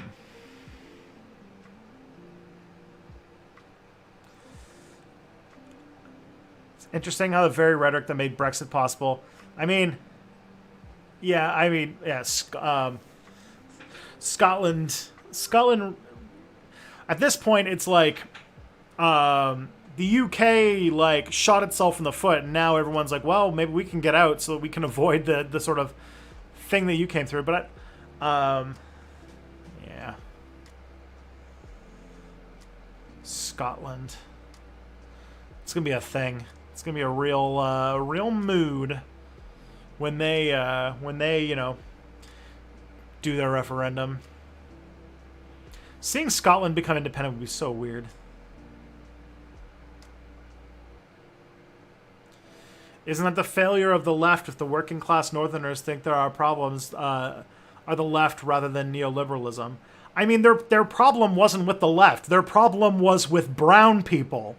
And yeah, dealing with racism in the working class, because racism is like the number one thing that the capitalist class uses to divide working people. But like at some point you do have to be like, yeah, I voted for Brexit because I was afraid of brown people being in my country. And you got to own that. You got to live with that. That is a thing you did. And there's no like yeah, you could like talk about context and like reasonable things all day, but like at the end you were so afraid that somebody named Hakeem would live next to you that you voted to essentially implode the British government and lead them on a death spiral just to spite yourself. And there was plenty of evidence to show that leaving the European Union would have fucked over young people. It would have fucked over like opportunities, would have fucked over the scientific community. Like there was so much evidence that shit was going to be a fucking mess if they did it. And they did it anyway.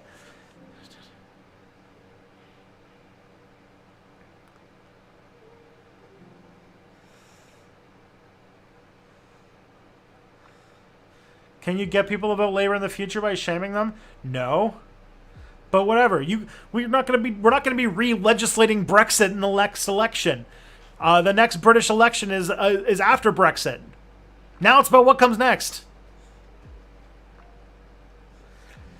And what's it called? I think that like if you looked at like the 2019 election, the evidence seems to think that that if if Jeremy Corbyn had taken a anti-Brexit, or like if he had taken a Remain stand, if he had been stronger in his position, because like they freaking the Labour Party waffled on Brexit, and that's all people wanted to vote about. And Jeremy Corbyn, because he was sort of trying to fed this like leftist case for Brexit through and sort of like waffled on the Brexit issue, like led to the party having that huge defeat. Like, I don't know.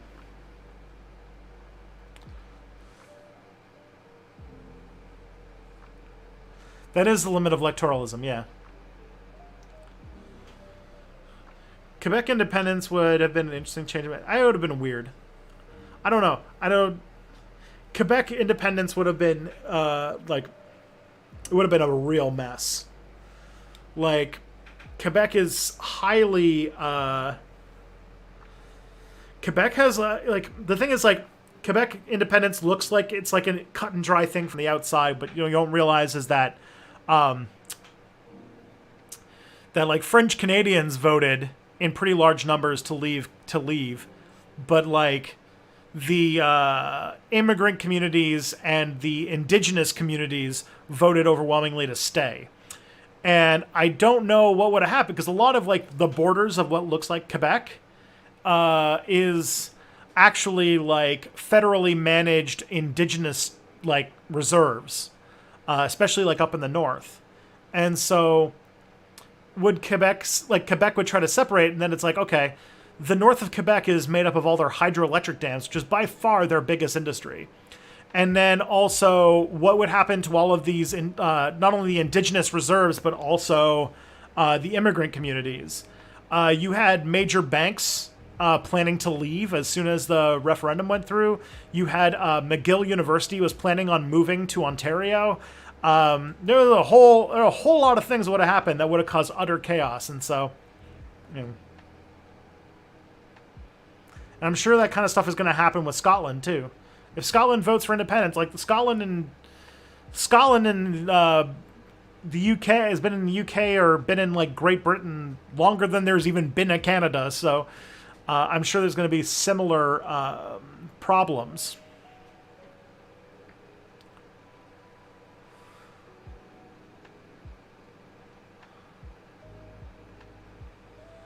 Do you think it would have led a maritime separate? Do you think it would have led to a maritime separatist movement?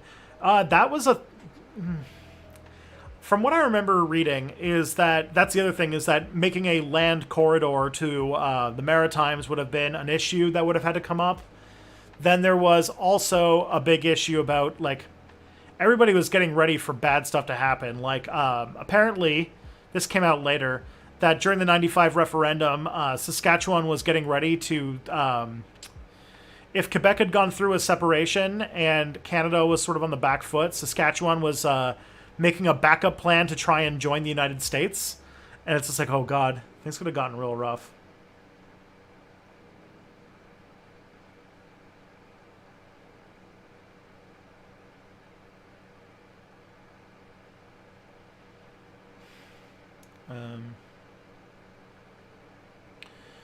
What are my thoughts on economy versus autonomy?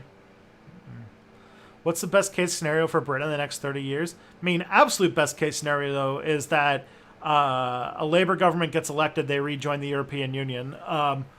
But my guess is that without joining the European Union, that you get a Labour Party that tries to put in you re-elect Jeremy Corbyn, you get Jeremy Corbyn back in charge of the party, and Jeremy Corbyn becomes Prime Minister. The Conservative Party goes down in flames, and you have some major left-wing reforms in the country. That's like the best scenario. Maybe all of the political chaos brought about by Brexit would lead to, maybe all the political chaos that Brexit would create, and possibly even the shock of losing a country like Scotland, would lead a lot of people to be like, oh shit, maybe Boris Johnson's not our savior after all.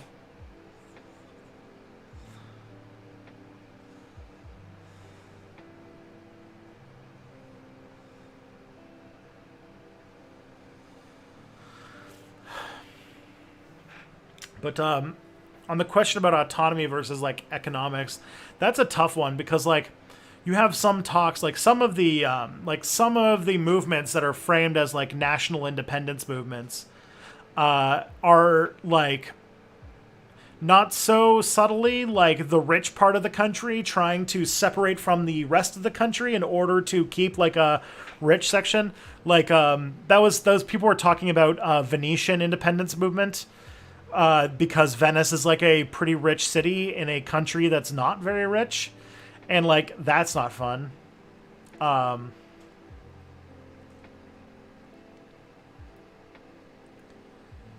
It would be interesting to see. Yeah, I have like two thoughts, or I'm of two minds about what's going to happen like post COVID to electoral politics. Like it could go more left wing, at least in the short term. But also, if the Spanish flu is anything to go by, within a few years, we're going to completely forget about it, or we're not going to think about it that much. And so it won't affect politics. Like, we're having an election here next year, and I'm almost concerned that Doug Ford will get reelected because, come July, August, we might be able to actually start doing stuff again. And as soon as, like, the pandemic feels like it's behind us, that a lot of people are going to forget about how badly everything was managed, because there was no big like dramatic moment, so we don't think too much about we don't really think too much about pandemics. Like they just don't, it won't sit in our memory the right way. Like 30 years from now, I'm probably not gonna remember COVID as well as I remember 9/11, and that's weird. That's a weird thing. It's kind of the way that our brains categorize memories. It happened with the Spanish flu. The Spanish flu happened at the same time as World War One, and we remember more historical details about World War One than the Spanish flu, which I think says quite a bit. So we'll see. We'll see. Doug Ford and Trudeau are done after the pandemic. I don't know. Trudeau's actually, like, right now, if you go by the polls, if there was an election tomorrow, Trudeau would actually be in a stronger position than he is now. Like right now, he has a minority government. If he had an election tomorrow, he'd probably get a majority government because the main thing that's happened in Canada at the federal level is the Conservative Party has lost a lot of support, but a lot of that support has moved to the Liberals, not the NDP. So I don't know. Trudeau would probably get a majority government if there was an election tomorrow. As far as Ontario, it is fairly likely that, like, the NDP or probably not the Liberals. Well, maybe the Liberals. Depends upon, I don't know, Del Luca or whatever, the new Liberal leader is kind of nothing. Kind of a big nothing burger. They got to do a lot of work with him. But, like, I don't know, Andrew Horwath might win the next election. Depends upon how much Doug Ford can get people to forget how badly he fucked up COVID.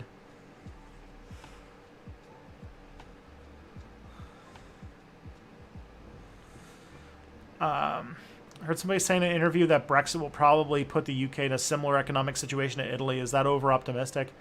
I don't know. There's a couple things to talk about with the UK because the UK is like the thing is Italy doesn't have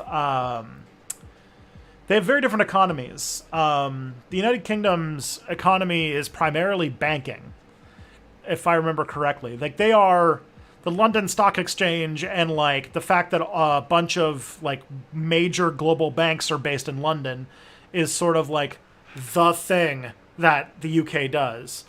And if that messes up in any meaningful way, then like the UK is a lot more fucked. But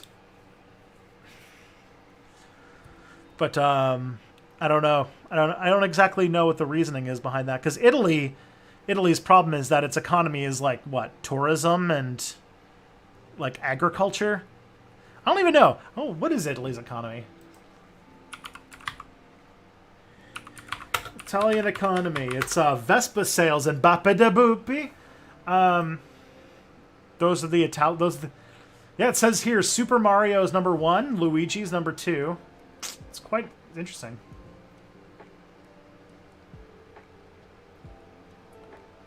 What are the primary industries of Italy? I'll bet it's agriculture. It's still a very agricultural heavy economy. Oh no. GDP by sector, it's 73% service economy, 23% industrial, and 2% agriculture. Huh. Its export goods are engineering products. So it's like, oh yeah, all of those Ferraris and those Italian cars. Textiles and clothing, okay. Production machinery, motor vehicles, transport equipment, chemicals, foodstuffs, beverages, and tobacco, minerals, and non-ferrous metals. Huh.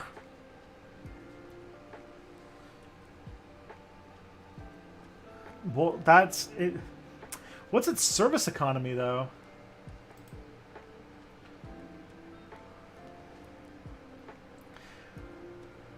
There's a bank. Oh, yeah, there's big banks in Italy, too. Okay. There are 1.6 million... Man, being an Italian farmer seems like a pretty, like, legit good, like, life. I know that, like, you pretty much to be a farmer now in Italy, you probably have to have, like, had the farm in your family for, like, 7,000 years or whatever. But man, can you imagine just growing, like, oranges in, like, Sardinia or like in, like, I don't know, Naples or something? Sounds like a pretty legit good life. Man. Yeah. You know, the post-war boom's the last good time under capitalism in human history? Probably. Unless we find some... We'll probably... If we get into space and we do big space primitive accumulation in space, we'll probably have another economic boom. But that's dependent on a lot of technology being developed in a very short amount of time. Italy is a land of contrasts. I think there's an Italian manufacturer of small jet engines. Oh, yeah. Okay.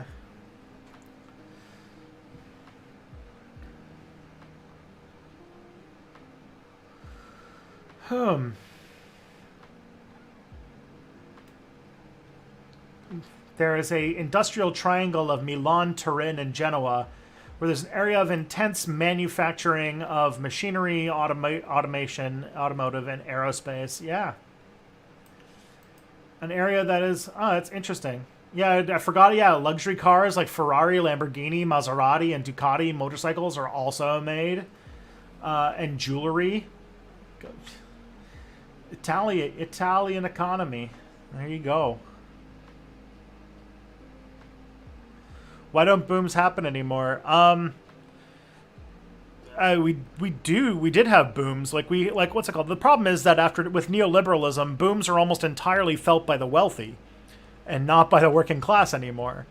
Like, there was a huge boom when the economy, like, computer and internetified in the 1990s, but that was felt entirely by tech billionaires.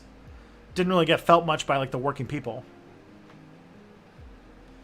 Tristan just named a bunch of fascist last names. Chef Boyardee.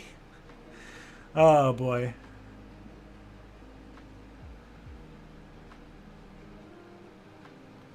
Bapa de boopy.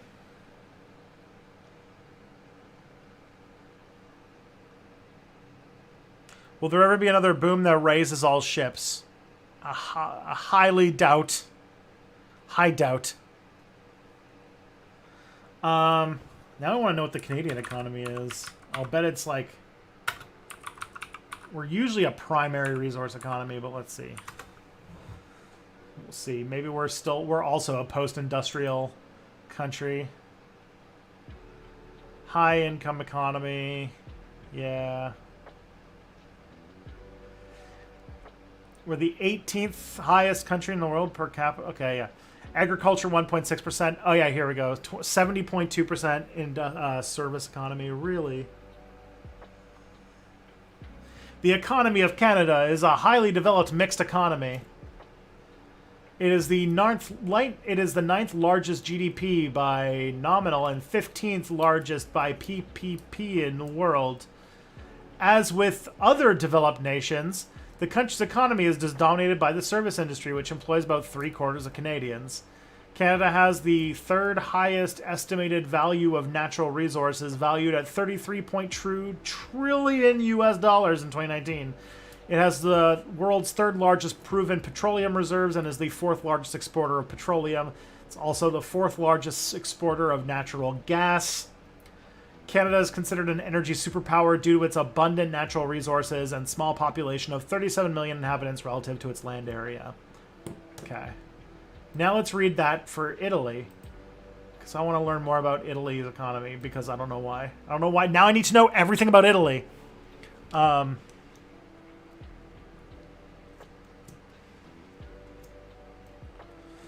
Okay.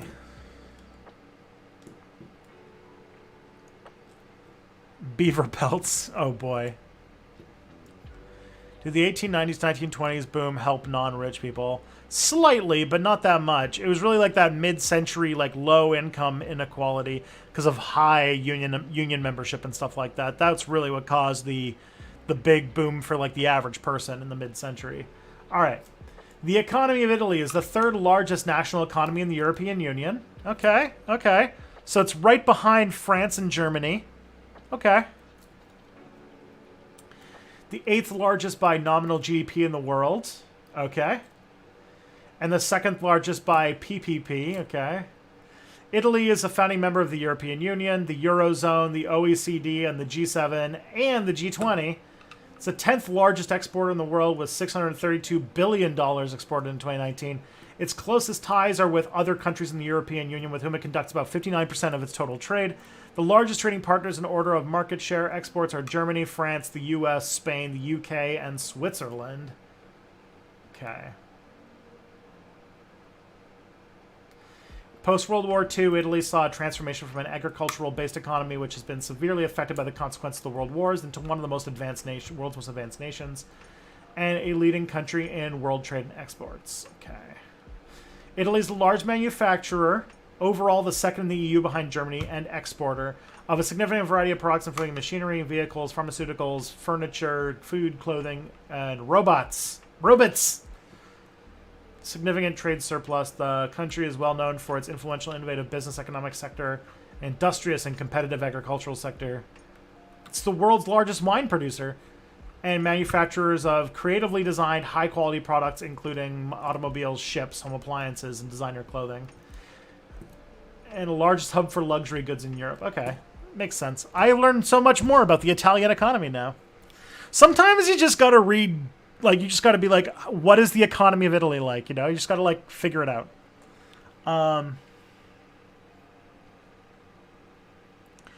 Have you looked into the potential new country forming in Eastern Africa made up of Kenya, Tanzania, and other Eastern African nations? Apparently, South Sudan is interested in joining. I haven't heard about this, actually. This is news to me. Is the future going to be with people... breaking down nations into smaller districts or building new nations by uniting separate nations together?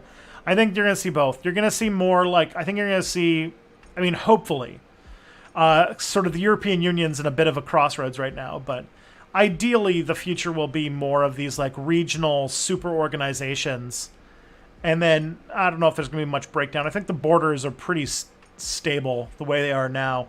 There's not really going to be another world war or anything like that that would drastically change the borders of the world at the moment. So I think that those kinds of things are going to be more piecemeal.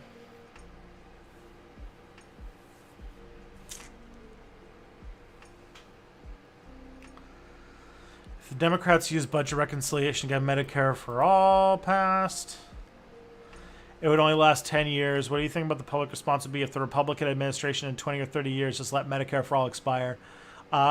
People would be fucking pissed. That's why they should do it. Was it it's Tanzania. Sorry, not Tanzania. My brain went somewhere between Tanzania and Tasmania, the island off the coast of Australia. Sorry.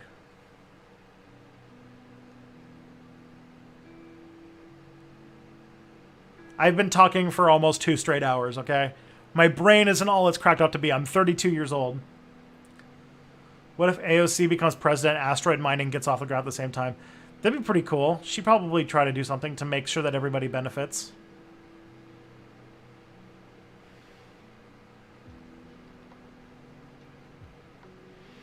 Whoa. What was that? Can't believe it's almost 9 o'clock and the sun's still not down. That's how you know we're getting closer to summer. Summer. Hopefully, the news says that Canadians will have vaccinations open to everybody in July. So, I don't know. That's like maybe I can get my second dose in July, and then maybe I can actually do fun stuff outside in the summer. This summer, that'd be nice.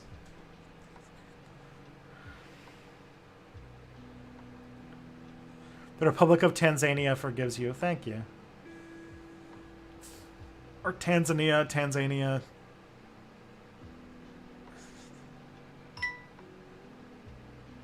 What is this outside you keep talking about? Oh man, you don't even know.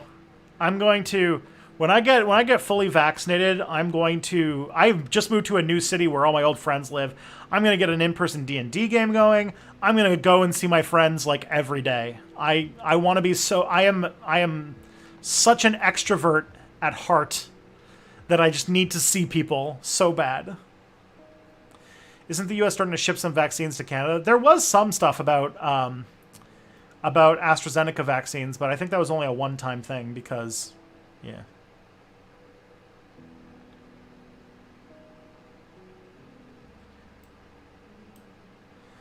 Is living in an immoral society sufficient excuse for behaving in an immoral way? The main character, okay, reading murder at night, physically abusing them later, witness got away with.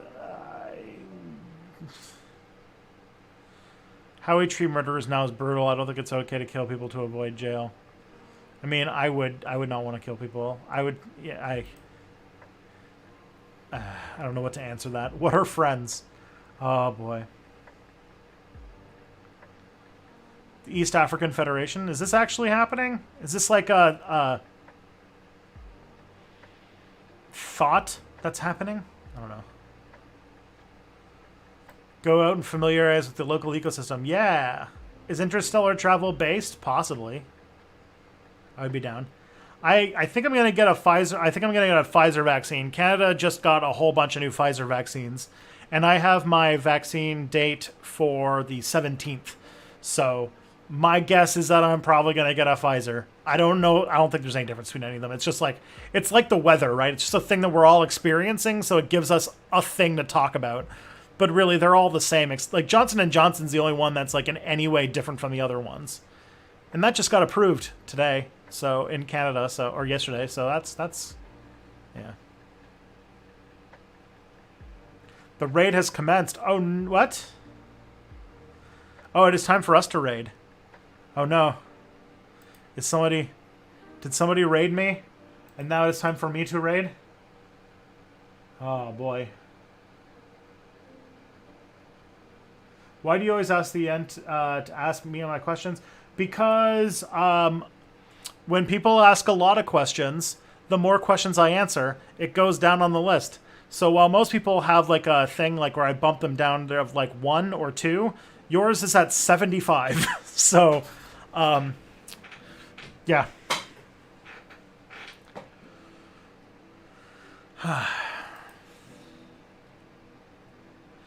It'll reset if I ever actually finish your questions. What about the other guy? You're talking about, yeah, that guy, what's it called? I think that he asks far fewer questions, but they're also always for the Monday stream. So, he asks enough questions that I get through them all every week and only ask them for the Mia stuff. So you rack up the numbers with the stuff being in the what's it called? The Tuesday. Well, the thing is, like, when somebody asks a question and they have multiple questions on the board, it's Christos Nikolaos, the guy you're talking about. But if, like, okay, so there's multiple people ask my questions, because, like, I get, like, the Google form, right? I get tons and tons of questions. And for every name that I get, I put a number beside it. And so, like, Christos Nikolaos got a bunch of questions here that aren't answered. And then when I answer a question, I make the number next to it go up by 1. And then when I run out, it gets cleared. And so if they ask another question again, you start at 1 and you go up. They do expire, yes. But you have you submit so many questions that I have never run out of your questions. I've never cleared out all of the questions and reset you down. So while, like, you know, let me see what I got here.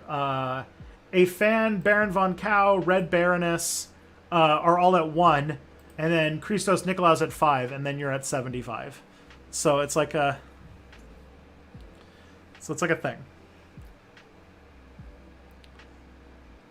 But most of them aren't for me. A lot of yours are keyed up specifically for everybody. And that's the other thing. Most people ask questions just for Mia, too.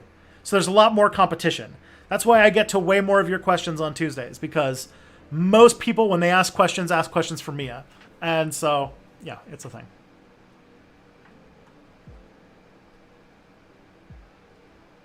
It's my way to try and balance out that there are a few people who ask a lot of questions that I don't want burying other people to get a turn to talk. That's basically, like, that's the way that I try, and that's the way that I've set it up.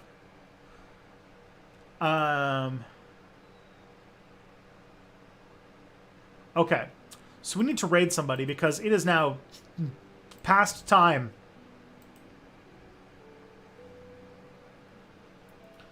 So let's raid. Who should I raid?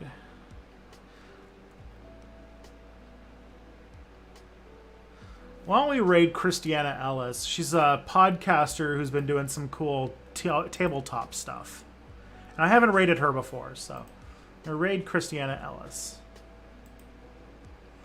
But yes, I will be back on Monday, everybody. Take care of yourselves and take care of each other. Be good, be kind, and I'll see you guys next time.